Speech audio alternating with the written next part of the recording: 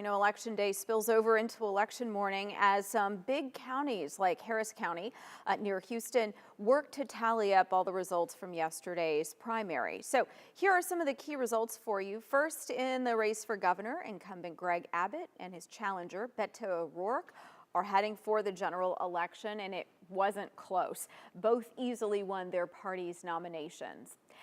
Other big races to tell you about here: Attorney General, current AG Ken Paxton will head to a runoff in May against Texas Land Commissioner George P. Bush as they seek the Republican nomination.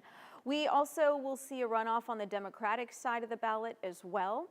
As mentioned, it wasn't the smoothest primary day across the state. Here at home, we saw issues in Tarrant County because of equipment problems, and also similar issues kept two polling places in Denton County open late. But as of this morning, all precincts are reporting. And now that we're getting a good look at the results, we want to talk about what this means in November and for politics in Texas. We spoke with the University of North Texas political science professor Kimmy King, who says we might not be seeing much of a shift.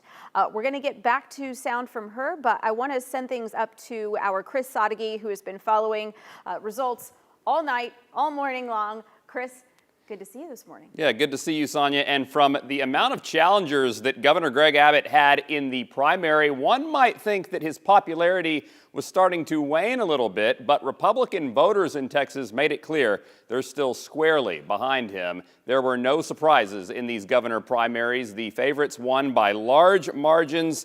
Abbott, despite 7 challengers from within his party, took home 67% of the vote, far clear of Allen West and Don Huffines and their vocal criticism of Abbott during this campaign. 1.2 million people cast ballots for the governor.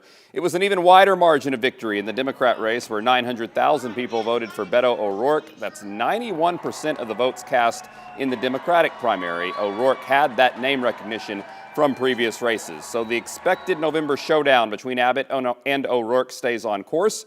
O'Rourke is focused on Abbott's role in last year's winter storm power outages and also his record on transgender children and the new Texas elections law, points he echoed during his victory speech in Fort Worth last night, while Abbott on stage in Corpus Christi took aim at the Biden administration and their policies that he believes O'Rourke wants to bring to Texas. And my opponent has supported the open border policies that have led to chaos and record-setting border crossings. I am running for re-election to secure our border. This governor does not trust the voters of this state to make their own decisions about who should represent them or the course or the direction that Texas will take. And so last year he signed the most voter suppressive, most voter intimidating legislation that we have seen since the Texas president LBJ signed the Voting Rights Act into law in 1965. And as we look forward to that election night on November 8th, the Texas Politics Project poll, their most recent one, released a couple weeks ago, has Abbott leading O'Rourke by 10 percentage points. That includes a 2-to-1 advantage amongst independents. Sonia, back to you. Chris, thank you. Attorney General Ken Paxton has a bit more work to do.